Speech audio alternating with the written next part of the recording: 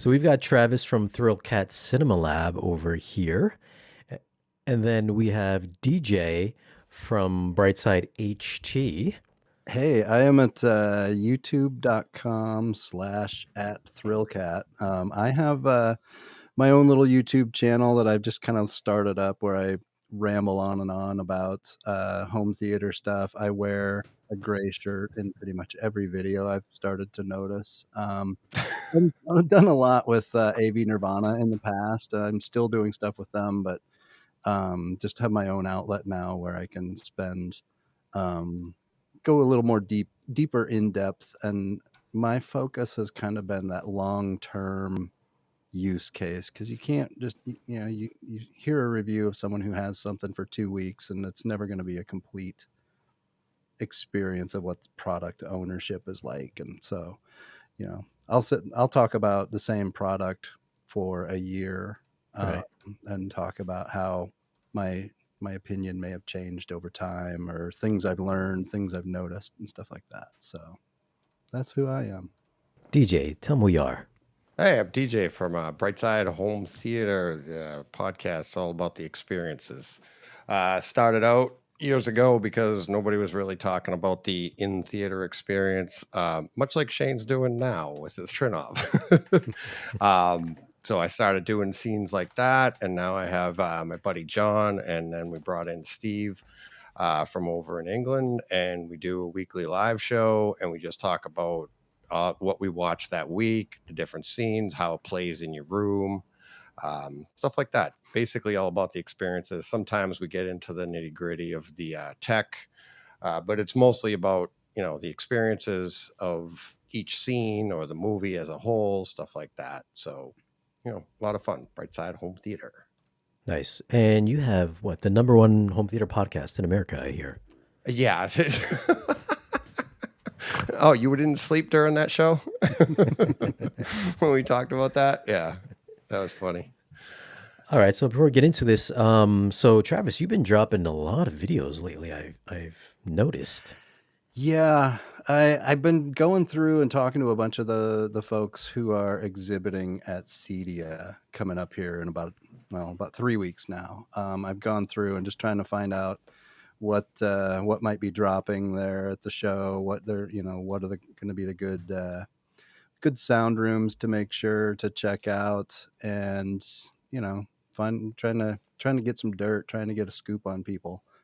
So there's been quite a few. I've got a couple more that we're just dealing with scheduling. Everyone's either taking quick vacations before Cedia or just swamped getting ready for Cedia. But yeah, so I've been doing those previews lately, and then I'll be there as well in September. So I saw your last one. I think it was with Sean Kelly from Panamorph. yeah. And I think towards either the middle or the end of it, Sean Kelly, for those that don't know, he sells the anamorphic lenses. So if you have a scope screen and you want to expand out and utilize all of your pixels, maximize your light output of your projector, you would have to add an anamorphic lens to it.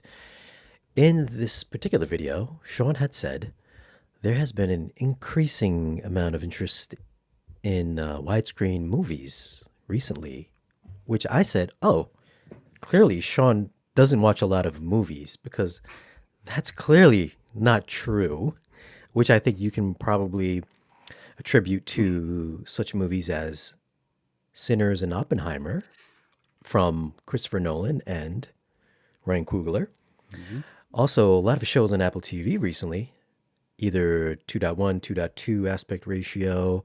So I think a lot of movies have been trending towards the more of the fuller screen 1.90, 185, 2221 square aspect ratios. So I was a little taken aback that he said that more people are going for the scope aspect. I agree that there's going to be, I wouldn't, every example that you mentioned, except for, Patrick saying Sinners and Oppenheimer, the Apple TV going to 2.1, 2.2 aspect ratios, that's still wider than TV. Like when I think of wide aspect ratios versus more square, it's based on that 178:1. So even the Apple TV stuff going at 2:2, I think what you're seeing is directors going more with what they want. They're getting more leeway to produce something that's 2:2, 2:1, or whatever it is that, they feel like best captures the vision. And I have no problem with the 166 content either, as long as it's that way from the start to finish. I'm fine with it. So you think you're telling me Mm-hmm. that you find that these switching aspect ratio films, movies, not a good idea. You're not a fan of it, rather. I don't want to say not a I good idea, but not a fan of it. I'm definitely not a fan. I think it's a gimmick to sell more expensive tickets. Oof, I hot take. I would go back to Sinners though and say that that's probably one of the few. There's a difference. There's the Wes Anderson variable aspect ratio where he's going to make the aspect ratio is a storytelling device versus some bonus pixels that you get that have nothing important in them. Like you think about the one where it was kind of the behind the scenes play of a real life story, and it was three different aspect ratios that, Yeah. that to me is an effective use. Sinners was actually more appealing to me for the variable aspect ratio because he actually went all the way to 276. He Yep. didn't just Yeah. stop at 2.4. And I still went and saw it in the Dolby Cinema, and I still watched it in scope here, but I can see where he's going a little more than some of the others where they add, you know, 25 rows of pixels on the top and bottom for 3 minutes out of the movie and then charge you an extra $5 on your ticket. Yeah. Yeah. I mean, there's some movies that are gimmicky. Huge fan of Maverick, Top Gun Maverick, but that one I'd rather watch it in scope. I get what they're doing there. I like the close shots when they open it up. I get it, but once that one, it doesn't really change the storytelling at all, really. And it's like when I can watch it just in scope, it's still a great movie. But movies like I thought Sinners was really good, but then there was the now I'm going blank. It was the Joker 2, Party of Ducks or whatever you call it. Yeah. That one, it was actually you need to have that to understand the movie because the aspect ratio changed in that to tell you which is his imagination, which isn't his Hmm. what's reality, what's his imagination. And I heard a lot of people hated that movie, and I think they didn't have that knowledge. They didn't understand what was real, what was, you know, dream world or whatever, right? So that I like it because for people like us, we get to experience it and we get to understand what the artist is intending here. Where I think the majority of the public's like, that was a crappy movie. They don't even know what aspect ratios are. Right. They watch everything on their just television, or even if they go to the theater, it's just one aspect ratio.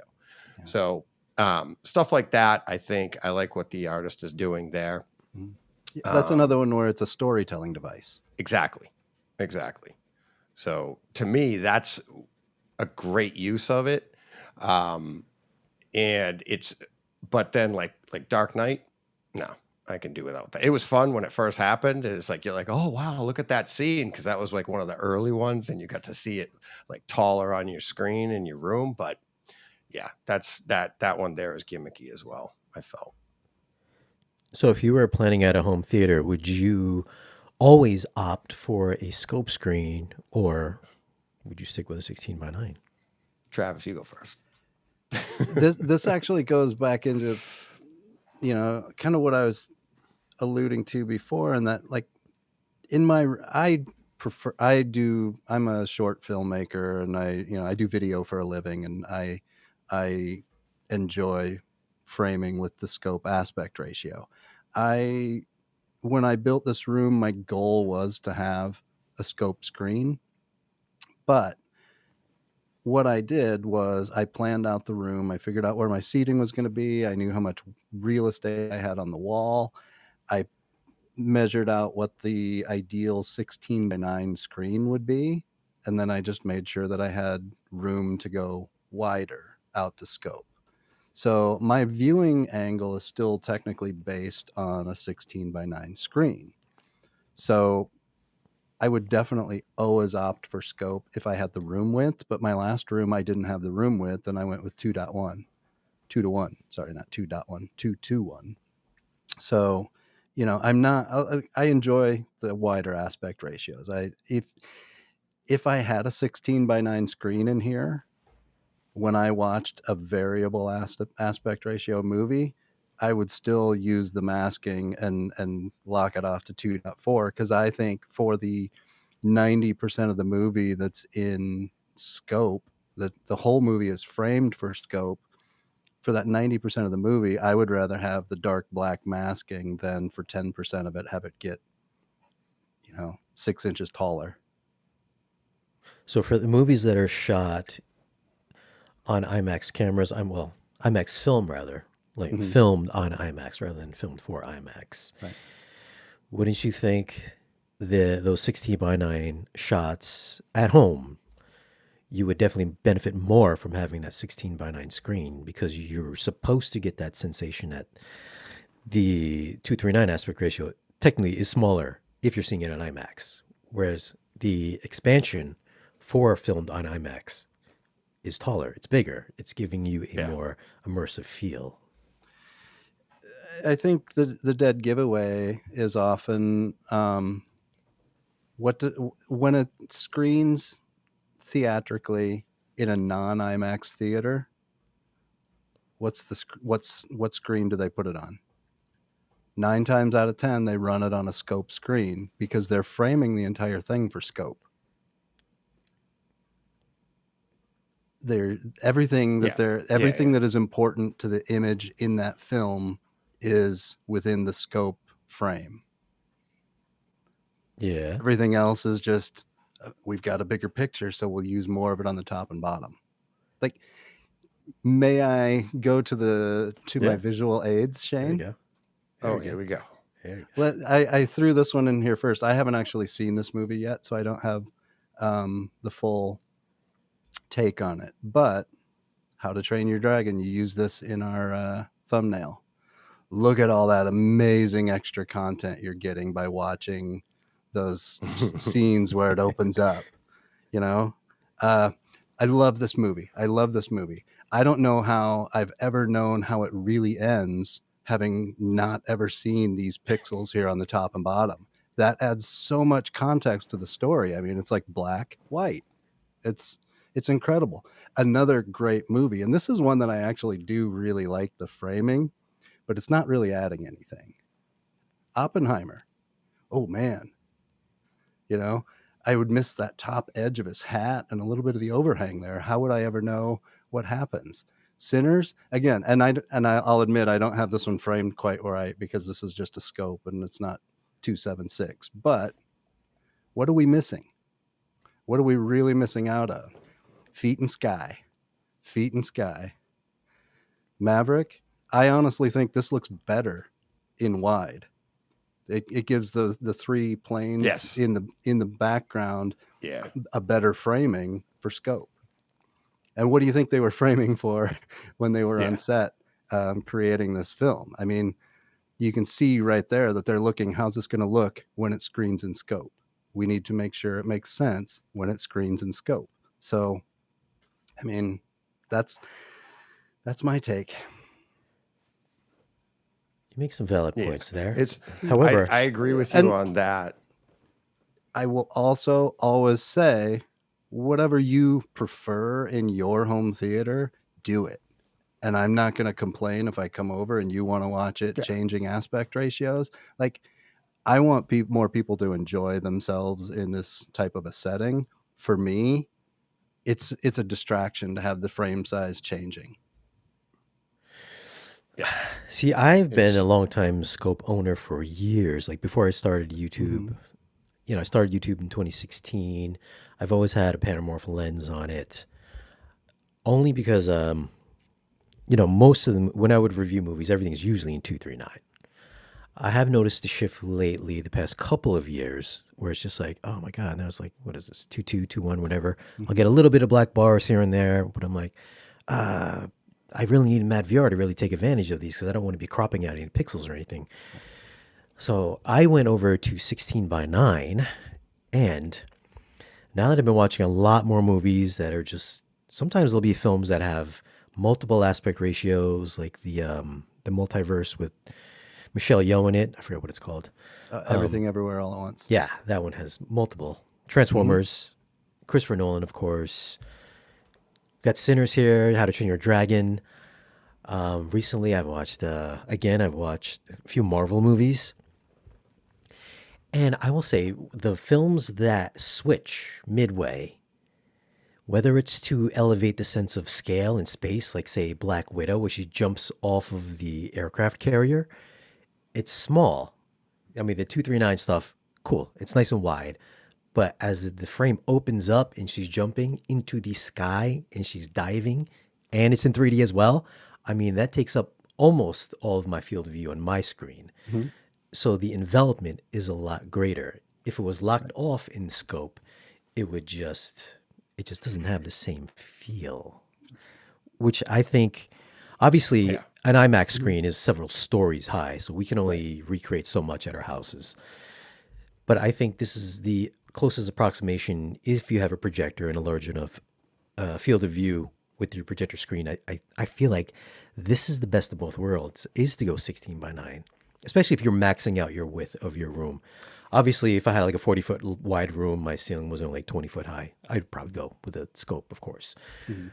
But I think for the maximum immersion factor, what these specific films are trying to accomplish, I think 16 by 9 is the way to do it. So this way it'll cover both. Even though you're like, Yeah. yes, you're only Mhm. getting a little bit of somebody's head or Yeah. somebody's feet or somebody's knees or something for some Right. specific shots. If it's filmed on IMAX, like I know Christopher Nolan is like, it's gonna give you a taller sense of verticality in the IMAX format. So I want to give them this bigger sense of height. I know Zack Snyder is like, I want these superheroes to feel like gods on your screen, Yeah. so I'm going to shoot it in IMAX. Hmm. So you lose that Yeah, you want it scope. taller. Yeah. Even yeah. That's the idea of the height. It's to have a scope screen, which would be now you're like it's a fixed height. And now if you go to IMAX, you're going to be pulling in on the sides, which completely defeats the purpose Right. of the IMAX shot. It's supposed to be taller. And yeah, the reason I laugh at this, Travis and I have been talking about this for years, and he prefers scope, but he does say it's like you go by what you have for a wall, right? So like if you really want a scope screen and you install a scope screen, but you have all this space above and below your screen, it's going to look small by comparison just because you have all that space. You should be filling your front wall with screen as much as you can. So go as tall as you can and as wide as you can. And then from there, it's like that would tell you, like, if you have a really short room that's really wide, well, you're going to go scope Yeah. because you don't want to leave all that space on either side because then that would make the screen look a little bit small just by, your perception of it. So See. it's that it comes in the design of the room. What we're talking about, like with, I think is gimmicky is the changing aspect ratios on some movies. I don't think IMAX shooting a whole movie in IMAX or in 16:9, I don't think is gimmicky. I think that's great. And it's like, like the Snyder cut. You sit there, I put my masking up on either side. My screen goes all the way to the ceiling and you're like Shane said, they're like gods. That's the way it's meant to be intended, you know, meant to be viewed. So that to me is like that's the idea is when you go to IMAX, it's supposed to be taller, Right. not the same height as a scope just pulled in, because then that's tough. And that's why like if you have a scope screen, you're gonna take those shots and you're not gonna let it come in like that, and you're gonna make the whole movie a scope movie. But see, the flip side of that is, though, you guys keep talking about how when it gets taller, it's that much more immersive. But What I'm saying is, by building my theater around the 16:9 viewing angle, like, it has nothing to do with the size of my wall. I figured out where my seats were going to sound the best, and I put them there. And then I figured out the viewing angle for a 16:9 that I liked, as this is a great immersive size for 16:9. And then I measured, and I could go wall to wall and have exactly 240 with a half inch on either side. So for me, I'm already at full immersion during the 16:9 part, and then I just go wider. And you're just saying, well, I'm already at full immersion 2.4, and then I go taller. And I get the whole wanting them to be gods, but again, then shoot the whole movie start to finish that way, and I'll watch it.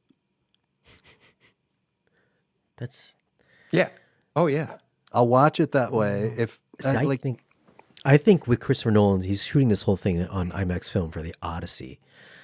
I feel like once we get that, that's awesome for the theater because the screens are bigger. But once we get it at home, I just feel like we're going to be watching just a regular, TV, shot for TV movie. It's going to be 16:9. So there's nothing special to it. Like, I feel when I get a switching aspect ratio movie, now that I went back to a 16:9 screen and that thing opens up, I'm like, whoa, okay, this is what it feels different now. So You know he what I mean? has to use a gimmick to make you feel like you're not watching a TV show. He has to clamp down and not use part of your screen, so that when he does use your whole TV show screen, it makes you feel like he did something bigger. Because I'm anticipating maybe like a wide shot beach vista. All of a sudden, we switch over to a Trojan horse where it just expands upwards, and it's like, oh wow, that's awesome. Whereas I could still enjoy the widescreen beach, landscape shot. But I know he's not going to do this, but just to get a more scale to this one specific item in this film, I think using that kind of a rationale would be something that I would do. Right. But then you go back to this, and it's the beach vista here looks better. It's just because he's using a different shape for some of it doesn't mean, like, why doesn't he automatically frame wider to make that, oh my God, the beach, Well, look how wide the beach, like, it can be done either way.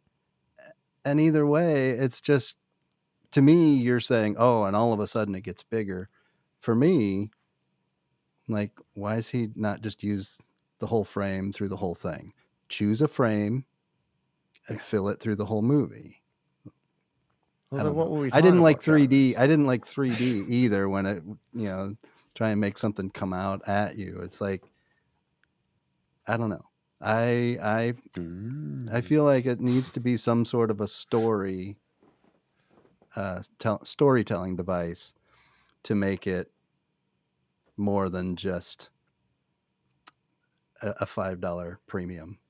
When Tom Cruise in Fallout, he opens up the back door, he slowly walks towards the edge, and the screen slowly opens up, takes up your entire field of view, and it's just all sky. He drops down. Then when he goes Well, back they to the did that club, in a when he goes back into the club, everything's nice and small again. So it's a little bit more intimate in the small club. they did that in first Black Panther when he was coming into Wakanda for the first time. Yeah, that's right. Yeah. He's flying into Wakanda at the beginning, and it was really cool. It wasn't a jump cut. It actually opened up, and it was awesome. It gives you that sense of immersion as you're flying into Wakanda. That was really cool. They did it a little bit in Daredevil, this latest season. And what really angered me with that one is you're expecting it to be scoped. So I put my masking up, and then they have a couple of scenes in the first episode where he's paying attention, and it opens up and then it narrows down, and you're like, this is awesome. So the rest of the series, I left my masking down, which is kind of aggravating, but there wasn't any more. They didn't do it again. I think maybe once towards the end. And I was like, oh man. And that's what's aggravating for Projector, users, is that you want to, if you have masking, you want to have those nice black bars up there. Anybody with an OLED, they don't care. They're getting the nice black bars. It looks perfect. It looks awesome. When you're talking a giant screen and you've got masking going, even if you have automatic masking, you can't go fast enough. Yeah, If they have a jump cut, your masking is not going to go, So you have to have those less than black bars, which to me, now that I have masks, it takes you out of the movie a little bit. Yeah, it's like when I had the scope screen at my old place. Every time I'd watch something that had a different aspect ratio and I had a Matt VR in the system, I was like, oh my God, this is such a game changer because it could automatically shrink down the 16:9 stuff for you. I was like, this is life. But then I moved here and I was like, every time I'd watch that, I'd get the bars on the sides and I always just say, you know what? I really should just maximize my width. Because every time one of these movies would come up, I know I'm not getting whatever this director had intended for me to see. So that always bothered me. Saved me a lot of money not having to buy Mad VR. But now it's like, do I need masking or not? I say I was going to do with the masking. Then I was like, you know what? When I go to the theaters typically, they don't have masking there. Can I deal with the black bars? If I can deal with them at the theaters, I can deal with them at my house. So that was my rationale with building out my new home theater. Was just like, I've got to be prepared for these switching aspect ratio films. So I just went with 16:9. You have to also, though, remember that theaters used to use curtains Yeah. on a scope screen to bring it down to 16:9. It was only when they started cutting corners that they put in 16:9 screens to eliminate the need for those curtains and those motorized masking systems. I'm just looking at some of the comments from earlier, and Thor says, "How can they seriously say IMAX ratio is gimmicky when you literally get more picture from the movie?"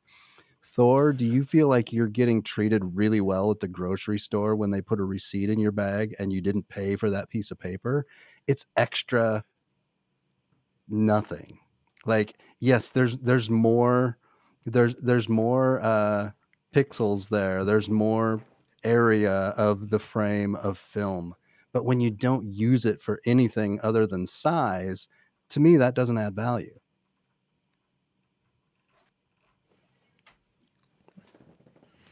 I know some girls that would say otherwise. I'm getting music in my ear here. I don't hear anything. That means it's time to wrap up your acceptance Since speech. I came in and came back, I dropped out. Now I'm getting some music. I don't know what it's from. No, not here. Yeah. I'm not hearing music. Yeah, I don't hear anything either. What screen do you have? Do you have masking at your place, or Travis? Me? Yeah, I've got the Seymour Proscenium frame with motorized masking that goes down to 16:9. I actually have the Seymour Screen Excellence and Lighter Neo material in it. So I know a guy at Seymour. DJ, you've got a masking too, right? Yeah, I have manual masking. I made it myself. It's just styrofoam stuffed in, 110-inch 16:9 screen, and then I have it set up for a 240, 2.4, and I just pop it in when I know it's going to be there, and it's pop it out, and it does, to me, it makes a huge difference in your perceived contrast. I think people who say that masking doesn't matter have never really experienced the difference. Like, they've never A/B'd it. Right. Yeah. Oh yeah. I've done demos for people. They come in and they're like, "Oh, what does that do? What's that for?" And it'll be in, and then I'll pop it out, and they're like, "I'll put that back." Oh yeah, okay. You got that black velvet in there, and it gives, like a movie like The Dark Knight. Dark Knight. Batman.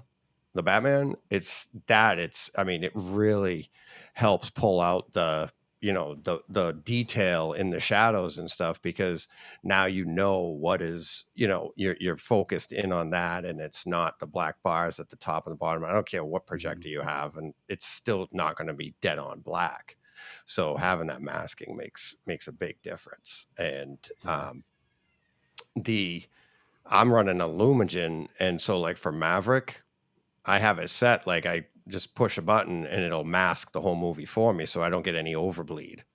And it's, so any movie like that I find is gimmicky where they, with a variable aspect ratio, I just pop on the the Lumigen masking, and put my masking up, and it's great. That image you showed, Travis, of the one you had of Top Gun Maverick. The funny thing about that is they showed it in IMAX, the one with all the planes coming in, but the trailer had that in like super scope, and they were like, that really showed off the movie. And like you said, it's like that looks fantastic in scope because it gives you that wider feel.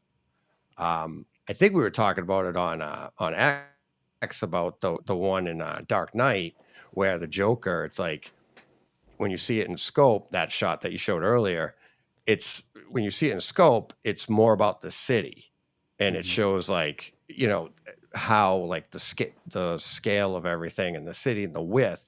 But when you go to the IMAX shot, it shows how little, like the character makes him actually smaller to the city, and it shows like the like changes your image of that character as big as he is in the Batman world. It shows you, and I think that's what he was going for there. Again, I thought that one was gimmicky, but when you freeze these shots like this, I could see what the artist is trying to do, but it doesn't mean it's like I prefer, a stagnant aspect ratio throughout the movie for the most part. Agreed. Yeah, it's like when I saw The Dark Knight, I saw it in an actual IMAX. I think it was something like 9 stories high or something. And then that shot where he's standing over the city before he shoots off the little bombs or whatever, it expands out and it's so big. It's just like 9 stories from floor to, ceiling, and it's massive. It's almost so big that I kind of gave me a little bit of vertigo. It was so big. So, for instances like that, I think when we go to our local multiplex IMAXs, it's not quite the same as if you go to a true IMAX. And we'll never be able to accomplish that at our houses as much as we try. But I could see why Nolan does what he does, even though it might bother me sometimes. When you see it in its real format, in a true IMAX cinematic experience, then I think you would understand better what the end goal was supposed to be. Even when seeing like Avatar, I saw it in a true IMAX theater too. Yeah. It's way different. It's way different than watching it at Oh, the yeah. house. Yeah. Well, see, I saw Oppenheimer in the 70 millimeter in IMAX, and it was amazing. It's seeing those shots and you see the detail. It's like that. There was storytelling in that one too, in that it's like you had the black and white, you had IMAX shots, you had, obviously color shots. And it was just like seeing that jump to that and seeing like Robert Downey Jr.'s face, and you're like the detail that you can pull out of that. It was awesome. And you can't duplicate it at home, but you can try. I would have to sit a little closer. I would agree with Travis on Oppenheimer. You can just keep that in scope. It doesn't matter if it's an IMAX. Yeah. Well, you hate Oppenheimer, Shane.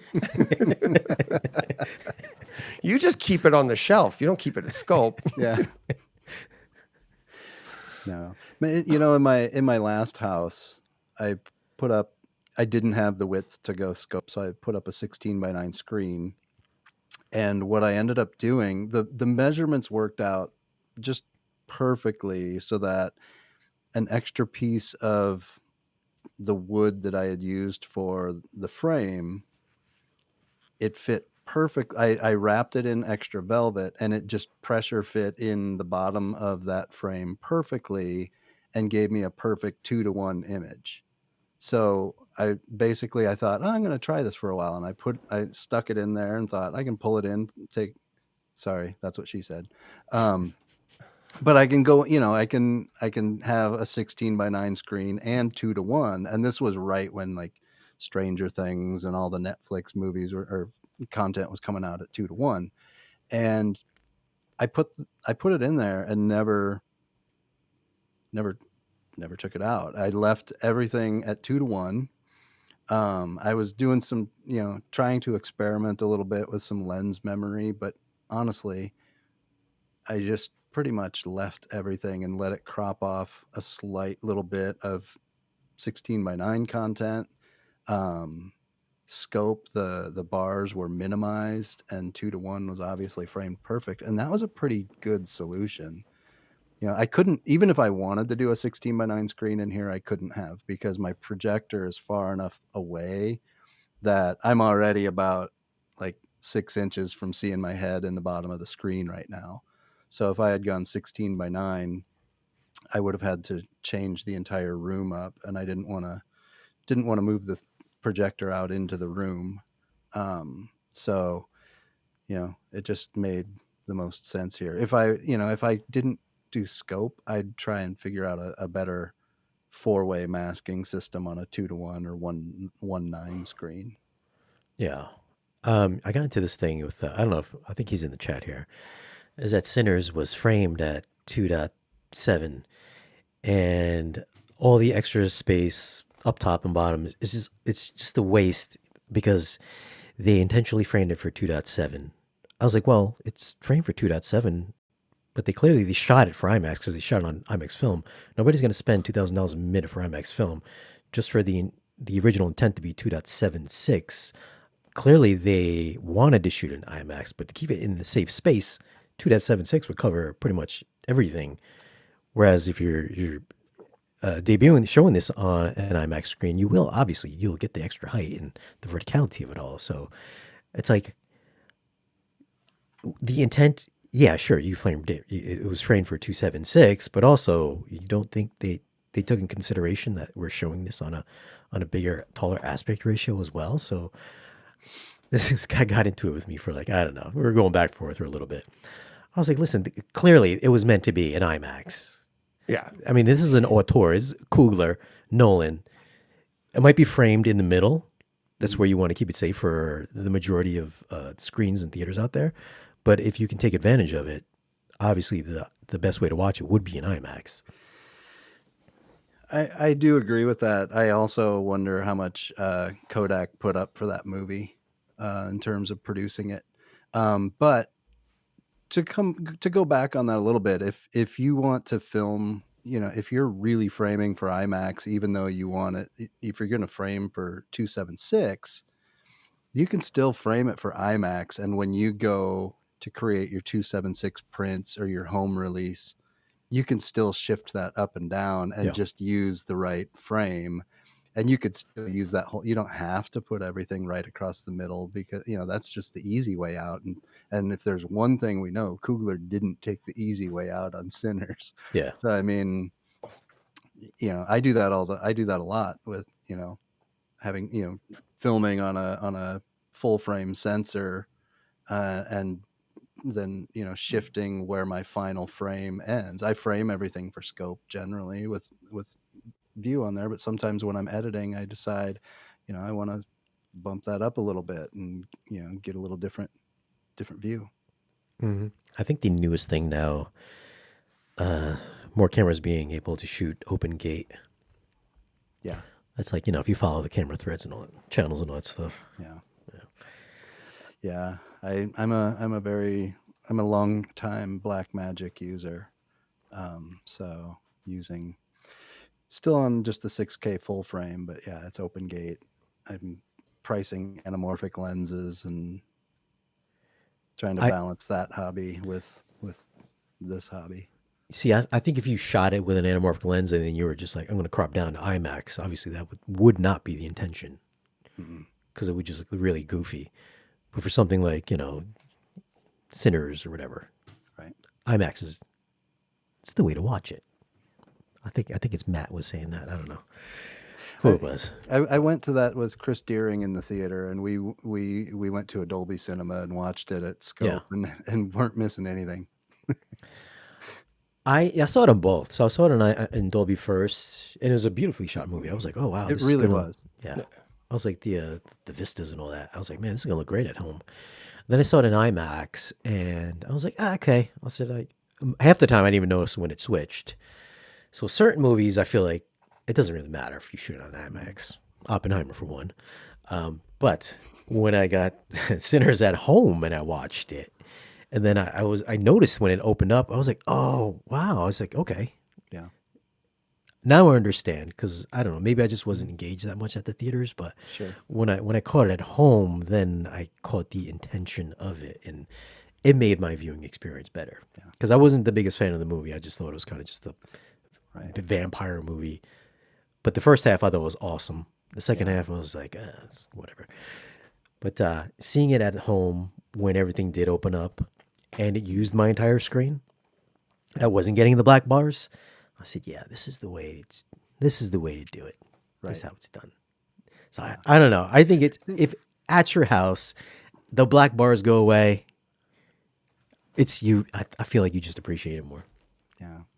See, I like never having the black bars, but to be fair, when I know something is going to change aspect ratios at home, if I've seen it in the theater already and I'm just about to watch it at home, I'll go through and look at a few scenes where I know it's going to change the aspect ratio. And if it is something that I feel like, yeah, I've watched stuff in here before where I've locked it to like 1.9 or 1.85 or 16:9 or whatever, and watched it in variable aspect ratio and still had basically, the same 16:9 frame. That's, the proper viewing angle.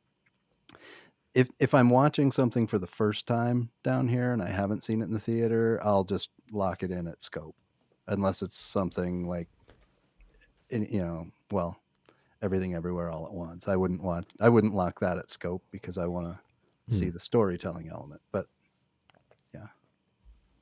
Well, that's the thing. The first time you watch something, I try to watch it exactly the way it was intended, and then after that, it's like I'll pick the way what I wanted. And like I said, with Maverick, first time I watched it the way it was intended, Mhm. and then after that, it's like no, didn't get it, and it's, I think, like I said before with Joker 2, it's like you'd miss it, if you didn't get that part, if you just went right to scope. Mhm. It's it's so funny listening to people debate it, and it's like there's no one or the other. It's, like you said earlier, just whatever you want is what, it's your room, you know. But if you're asking somebody, it's like I'd be like, well, if you're building a room, it depends on the design of the room first. Don't I think you can make a big mistake by picking one or the other and not considering your wall, because it'll change your percent. If you're trying to have a big screen and you don't fill up the wall as much as you can, it's going to change your perception. I mean, if you have a giant wall and you put a 150-inch screen on it and you have all this space around it, that screen isn't going to look as big, say, a 110-inch screen on a small wall that it takes up the entire wall, because you're going to Yeah. sit closer to it and you're going to be like, oh, that, you know what I mean? It's like, it's going to look like a postage stamp if there's a ton of space around it. So See, I don't care what the screen looks like on the wall. I care what the image looks like when I'm in my main seat and watching a movie. Like, if my room was, 3 times wider than it was deep, and my seating had to be within a certain range, I'm not going to fill that whole wall and have to, watch a tennis match yeah. on a scope, on watching the creator. I'm not gonna do that. I set my screen size again, 16:9, proper viewing angle. Can I go wider? Perfect. At So the at my old place, I had I think it was like 100. No, it was a 92-inch, 16:9. I only had a 12-foot throw, and I remembered that I had a HE expansion lens, Panamorph, which let me go to 120 scope. So once I threw that in there, I kept the same, I kept the height, but it got wider. And then I was just like, which you had mentioned, the whole tennis match thing. I was like, oh my God. I sat there with my wife and I was like, what do you think? She's like, what? I was like, you don't see the difference? Of course she's like, no. mhm. I was like, it's like bigger. It's like way bigger. I was like, you got to move your face to watch the TV. It's so Yeah. big. Yeah. She goes, yeah, I guess so. I was like, you think that's cool or not cool? She goes, I guess it's cool. I was like, all right, wrong person to ask. But I liked it because Mhm. when I sat in the middle seat, I was like, oh my God. I think it felt like I was in a bigger space than I It was. So I to me, dug it. yeah, to me, it actually is more like, to me, it's more of, I would rather have it something where I caught something out of the corner of my eye. You never hear someone say, and out of the top of my eye, I saw, like, you never hear that. It's because our eyes are horizontal and our peripheral is wider than it is tall. And so the screen, like, even if it is a little bit bigger than maybe ideal, it's more, to me, it's more immersive to go to see something way over here and look. It's almost like when something comes out of the surround and you look to see if someone's in your room sneaking up on you. But Andrew's talking about sports, since we were talking about the tennis match. And that's another thing I love about having my scope screen with the masking. When I watch sports down here, I hate all the tickers that say stuff like, do we need IMAX movies at home, and stuff about trades, about teams that I don't care about, and all the ads and other sports and stuff. I generally watch sports at like 2-1, Hmm. because that allows me to crop off the ticker, all the extra stuff. It's basically, depending on what network a game is on, either 2-1, 2-1, or I think it's I think it's 2.1 to 1. One of those two aspect ratios will give you your game, your score, and none of the other nonsense. And it's perfect. And it's more immersive to watch a football game wider. No stretching, no anything like that. Just cropping off all the garbage that they try to shove down our throats when we watch a game. Do you have a Mad VR or a Lumigen? Lumigen. Do Lumigen. you use the stretching? No. Yeah, that should be outlawed. All you guys that use that nonlinear No. stretching Yeah. BS, Yeah. you should be cut off from home theater. Yeah. Yeah. Especially Yeah. on I've sports, s- like the Yeah. and sometimes I've seen ads for video processors. They'll show a football game being stretched out to scope, and it's like, yeah, because the guy's running across the screen this fast, and then Yeah. all of a sudden he gets to the edge, and all of a yeah. sudden he's twice as fast. It's like, He's twice no. as fat too. When I built my first theater in the last house, the house that I bought, the guy had a theater in this room before, and he had a really bad makeshift screen that was like a piece of white linoleum with a black wood frame around it. And um, I just started putting my gear in there, and I bought a cheap projector, and I was using the screen that was already on the wall, but he made it, or it was like starting to come loose, and so it was starting to have a little bit of some weave to it a Uh, little bit, and that made me sick watching football games. The Dallas Cowboys should cease to exist, Byron. Sorry. No, I don't care about the NFL. I watch mostly college sports. I love my NLS. Sorry, Anthony. The National League Series. That, See, every time I would lock off on my scope screen, I had a 235, I think, and I would watch like Avatar stuff like that. And I would always think to myself, I was like, what am I missing? I was like, I know I'm missing something. So I'd always have to shrink it back down just to get the whole picture. And then I had the big black bars on the sides. And it would always bother me. So I just had to go Yeah. back to 16:9. Once I have the masking, like even like Aquaman, it's like I love watching. Just set it, set it in scope, and just watch. I don't feel like I'm missing anything. So a handful of movies that I think that you should watch. Oppenheimer, I will watch in scope. I don't. It doesn't kill me to have the variable aspect ratios in that. There's only a handful of movies that I think Sinners is one, Joker two. Hmm. What was the one from last year, Travis? We talked about that did a really good job. Oh, Everything Everywhere All at mm, Once. That that one w- did a really good job with the DJ, variable aspect ratio. that was a lot longer than last year. No. There was one last year. The one that was shot. That was like very vibrant, very bright. Asteroid City. That's the one. Thank you. That one did a Wes really good Anderson. job using variable aspect ratio too. Yeah. So other than that, it's if it's variable, I'll just put it in. I'll mask it out and go from there. And like you said, Shane, like sometimes you'll feel like you're like, what am I missing? Nope. Once it's in scope, I just get into the movie. And like Travis said, it's like my screen's as wide as it can go on that wall. So it is a scope screen when I put the masking up. And then when I go to watch a full IMAX movie or anything with a larger, I get the height as well, which is what it's intended to do. It's like you're supposed to have the height. So, but yeah, the variable takes me out of it more than wondering what I'm missing. Yeah. Just whenever you feel like, I must be missing something, just remember it's feet and sky. it's if you're Quentin Tarantino, that's a lot. Yeah, that's true. It's a little bit of sky up here, and it's his breathing apparatus, and the door lock button, the window. Yeah. All right. So clearly, Travis is not a fan of the switching IMAX ratios. Switching, no. Like I said, if a director makes a movie and it's the same aspect ratio from start to finish, I'll watch it in that aspect ratio. If they're switching back and forth, I wish they would make up their mind, and I'll make it up for them. DJ's a little bit more pliable in his outlook. Yeah, I think there are a few that do it well, where it's part of the storytelling, but for the most part,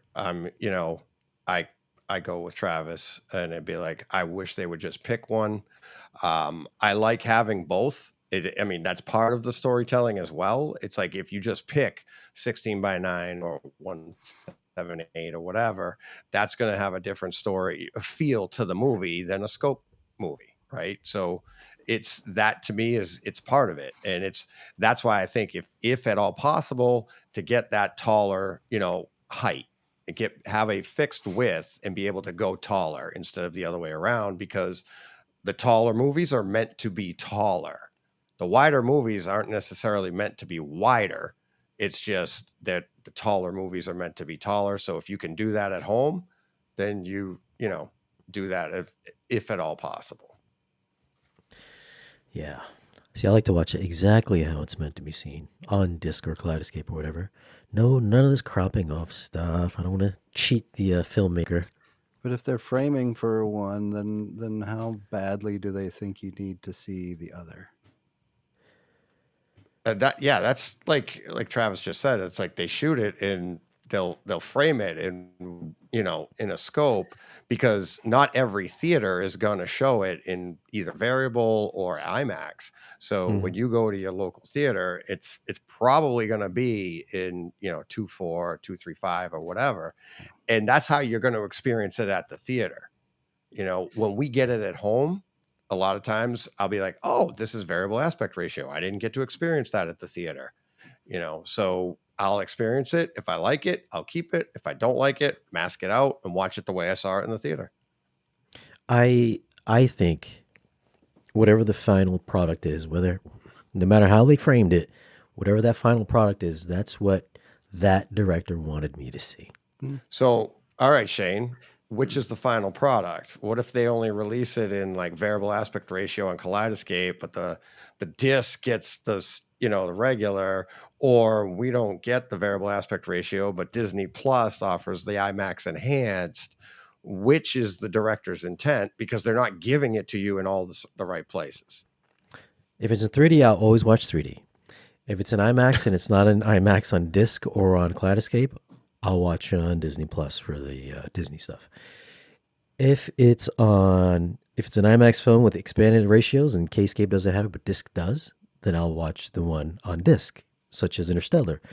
If it's on kaleidoscope, it's on variable aspect ratio, but the disc doesn't have it, then I'll watch it in K-scape, which has never been the case. So I will always watch it in the whatever the best is that it's meant to be seen. So if it's an IMAX disc, just like Nolan's always like, make sure you buy physical media, keep physical media alive. I'm only going to give you my films in IMAX on physical media. I gotta watch it on physical media. Yeah. That's what he wants me to watch it on. That's what I gotta watch it on. He has a better tracking system for royalties on disc sales. But if he's shooting it on IMAX, he wants me to see it on IMAX. I get it, and that's fine. For me, like, again, I'm always about watch it how you want to watch it and find the format that fits how you want to watch it. But for me, I want to watch it without any bars possible. The masking aspect is more important to me than, even if a movie was 50% scope and 50% IMAX, I would watch it at scope because I don't want to see 50% of the movie with these gray bars on the sides or on the top and bottom, depending on the screen. I want to have my masking in, and I don't want the masking moving in and out during the movie either, because that's a distraction. So I'm more passionate about the perceived contrast and the black frame around the image than I would be about seeing an extra 130 pixels.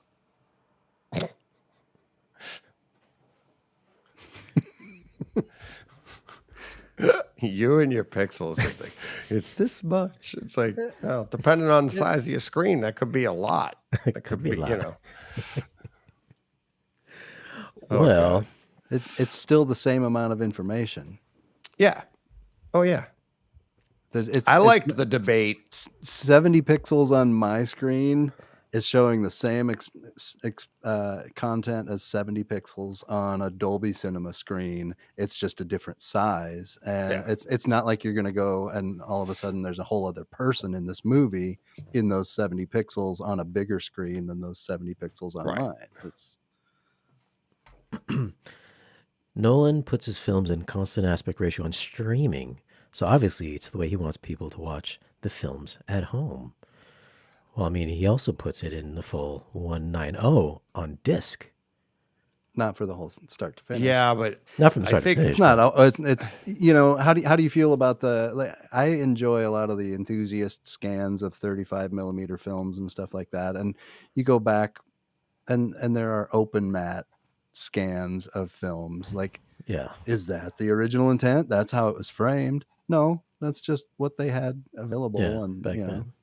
I think Nolan does the streaming in a scope because that's for the masses. Yeah. And it's just that's what people 16:9 would be more for the masses, the people who just have a $200 TV from Best Buy.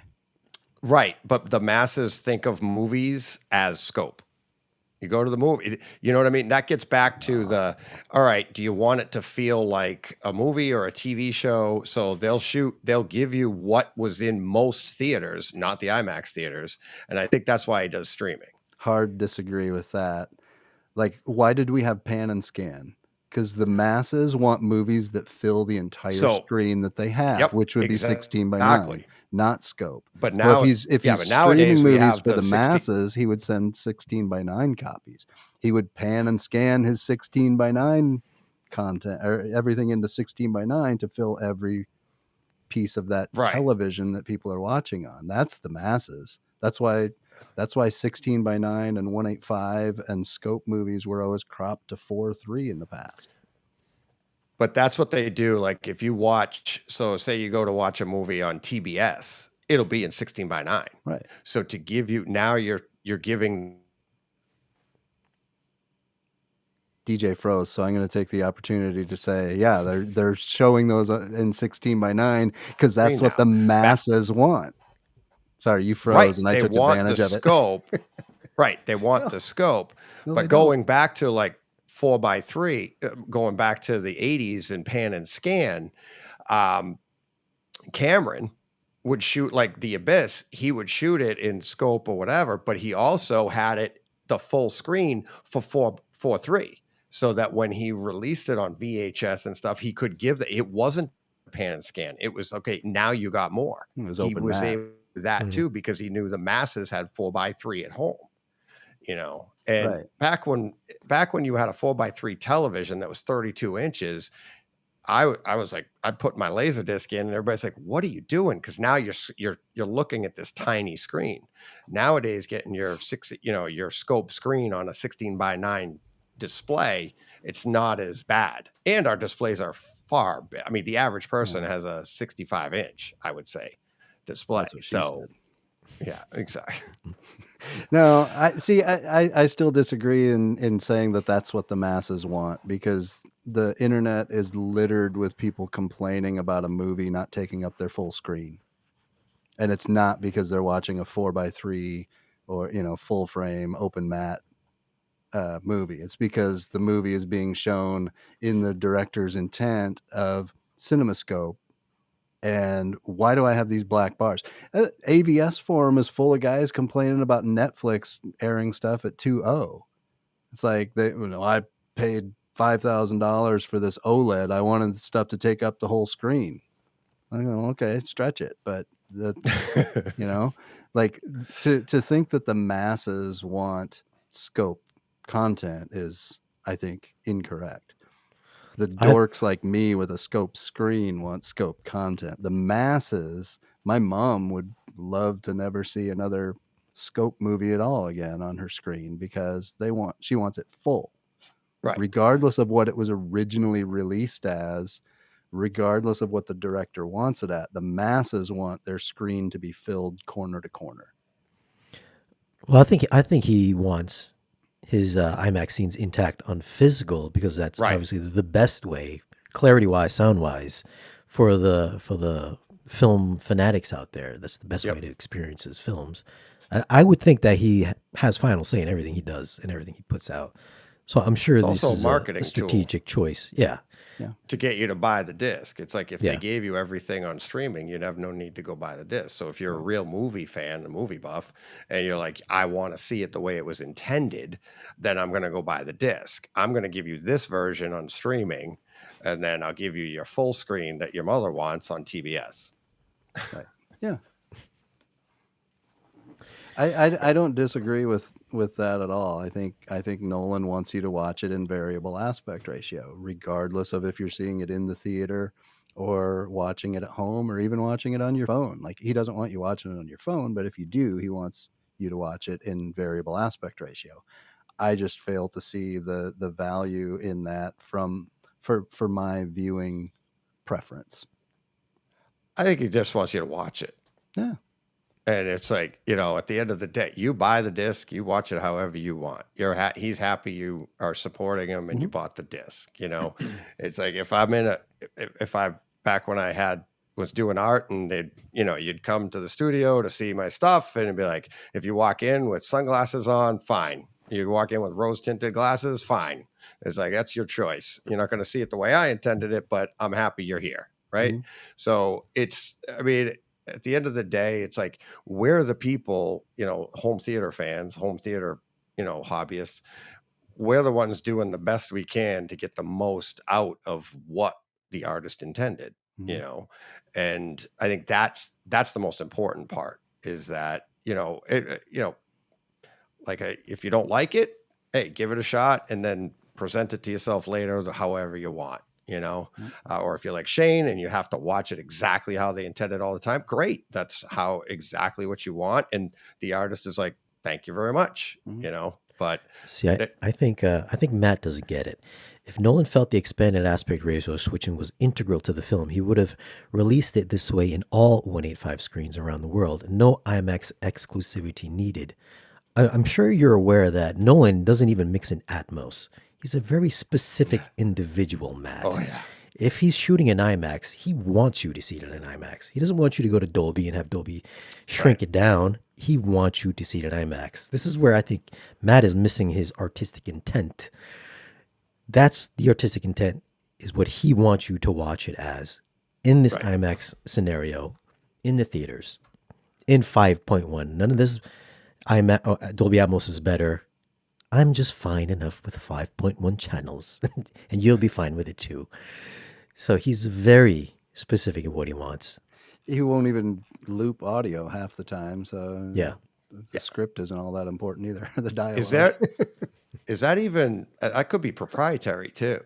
What? like them say, like whoever Matt just saying that about presented in 185 at every cinema.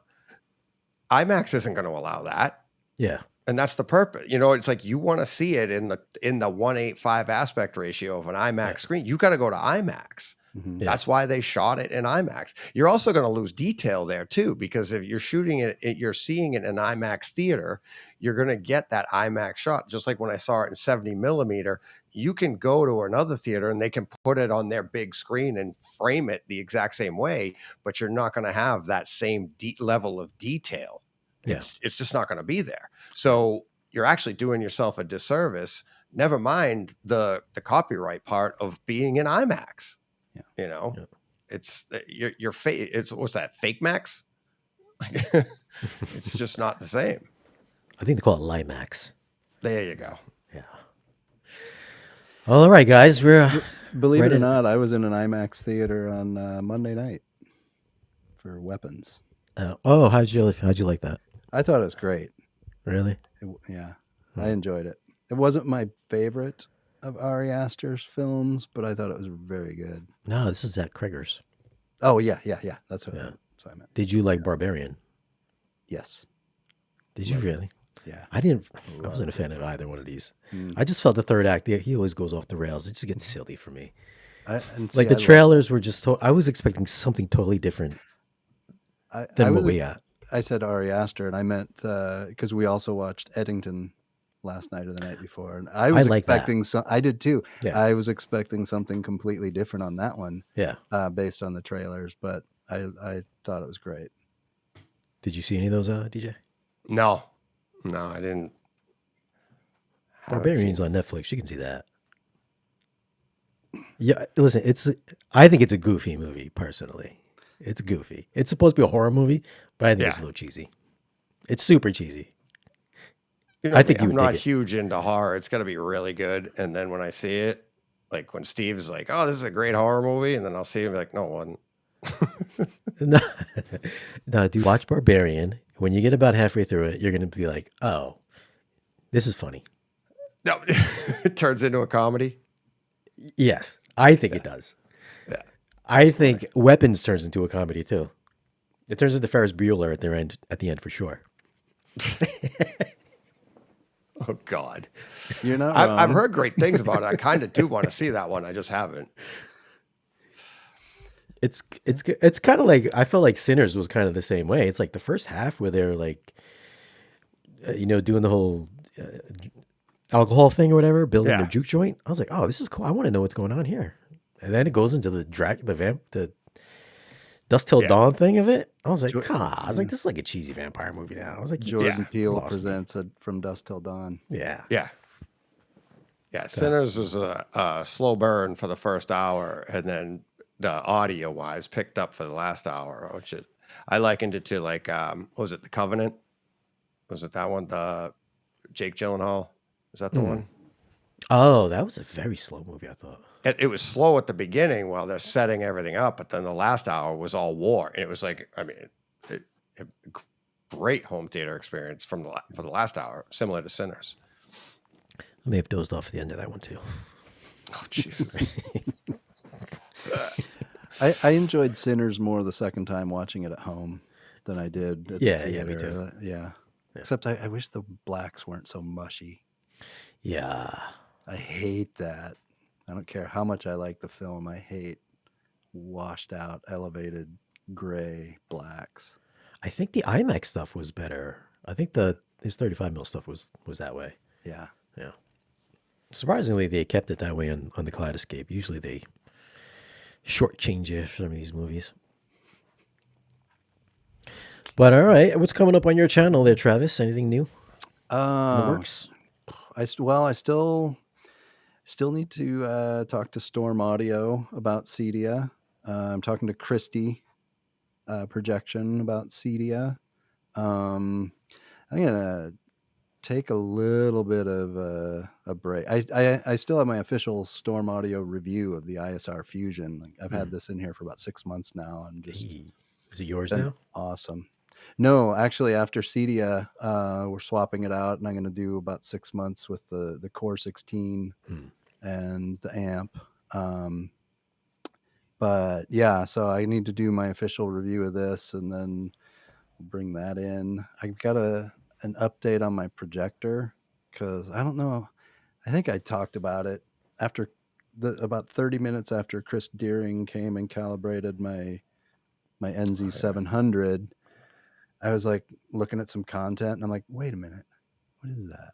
And there was a dust blob dead center in the middle, and we're both shocked that we didn't see it. But JVC replaced it, and he came out on Monday and calibrated the new one finally, 250 hours in. But it, spoiler, it's actually got 10% more output and more contrast as well. So good news. Well. What size is your screen again? It is 115 inches wide. Okay. So it puts it at about a 124 scope, I think, diagonal. Nice. Okay. What you got going on over there, DJ? Right now, we're live on Tuesdays at 5 p.m. Eastern time. Oh, no, 4 p.m. Eastern time. Pretty much that's what we're doing. I got to get back into doing the Takeover Tuesdays audio only ones. But yeah, I'm looking forward to this week's Superman dropping tomorrow on Kaleidoscape. So I'll be talking about that. Mm-hmm. That's right. Did you guys see that? Haven't seen it yet. No? Which I saw you. Oh yeah, I saw it in theater. I can't wait to see that at home. And then also, what just dropped this? Oh, the I got a Greyhound. So I'm going to be comparing the stream of that I didn't like that one. to the Kaleidoscape version. I thought that was weak. I'm not a fan of that movie. It's very CG. Yeah. Yeah, and that's what I did a little bit of that. I checked it out on Tuesday a little bit. I didn't do any A/B between the stream and the Kaleidoscape version on Tuesday, but I did see like during some of the battle scenes. I mean, they sound great. The guns and everything, the different guns going off, and you could hear the difference in the guns. But it did feel like when they were shooting out on the shooting the film out on they're out and you see the ocean in the background. I was like, I felt like it was a little soft and like you said, CG. So I'm like, I'm wondering if the stream actually helped that, because you were just like, oh, it must be the stream, and now you get in Kaleidoscape and you're gonna be like, so a little bit, maybe like Midway. I'm feeling could be the more recent Midway. Yeah. I thought Midway looked way better than Greyhound. His last two movies on Apple TV are very CG. Tom Hanks's. He had that one with the robot, the little. Didn't even watch Finch? that one. Yeah, Finch. Is that the one? Yeah, that dropped on Kaleidoscape too this week. Oh, did it? Yep. Oh, okay. Yep. Wait, where's F1? We're still waiting on that. Well, it's still we haven't gotten the Mission Impossible whatever hasn't dropped yet on Kaleidoscape yet 19th. either. That was out a while ago. That's on the 19th, I think. Isn't F1 next week? This weekend starts another round in IMAX theaters for F1. I think they're still squeezing a little bit more out of it. And then I'm guessing that's going to get probably an Apple TV exclusive for a little while. Yeah. Wouldn't you think? Yeah, probably. Because Kaleidoscape is just getting the Apple stuff now. Yeah. So it's probably gonna. Yeah, but, I'm wondering if I watch that. If I watch F1 on the Kaleidoscape, will it make my iPhone vibrate like the silly variable aspect haptic trailer did? Gimmicks. I think that's going to be. They could do something with that. Like if you end up, I think that's just the beginning of it. If they start doing more haptic stuff. I talk about gimmicky. I struggle to believe that driving an F1 or being around an F1 car at speed feels like an electric toothbrush. I will say I watched Maverick in 4DX theater. It was pretty cool. It was. Oh yeah, the thing would tilt and the pitch, yaw and all this other stuff and go backwards. It would shake pretty violently too. So it wasn't just like it was like a really roller coaster ride. Yeah. I watched the F1 trailer. We watched it with the glasses, and with that vibration going on, that was a lot of fun. And, you're getting it like a 140-inch screen. You're just sitting there enjoying it. And that's why I think someday, like, they could really do something with that haptic wise. And that would be their gimmick, Apple's gimmick. We'll see. Well, I don't think anybody's buying those VR glasses, are they? I love mine. You have the Apple VR? What is it called? Apple? No, not the Apple ones. What the heck are they? I don't know. They're like $4,000 or something, aren't they? No, I have mine were like $400. And I forget the name of them right now off the top of my head. I'm like, my head's all over the place. Yeah. But Steve has them. I'm always in my truck, so if I'm working and I'm waiting for something to paint to dry or something, I can watch a show. I can do all sorts of things. It's really cool. And I watched. What did I watch? You're gonna end up in a ditch soon. I don't even like putting my regular glasses on to watch a movie, and I have to do that. Yeah. Oh, these look like regular glasses. I wish I had them right here. I'm in the process of moving everything, so I can't find them. A friend of mine out here. Ventura is the name of mine, and they say like, oh, you can have 100. Mine go up to 135-inch screen, and then Steve's go like 145, right? But it's really the width. Mm-hmm. But I was sitting in an auditorium for like dance competition, and I'm sitting there, and it's like, it all goes by your distance. Like I was sitting, and it was like 200 feet wide, because it's the width of the screen took up the whole stage. And when you black them out, that's how big it is. But if you you could put it on semi-transparent, so you see it over and see the stage. It would be like sitting in a regular cinema, a huge giant screen, And so I'm like, and you put your Apple earbuds in, and you get the spatial audio.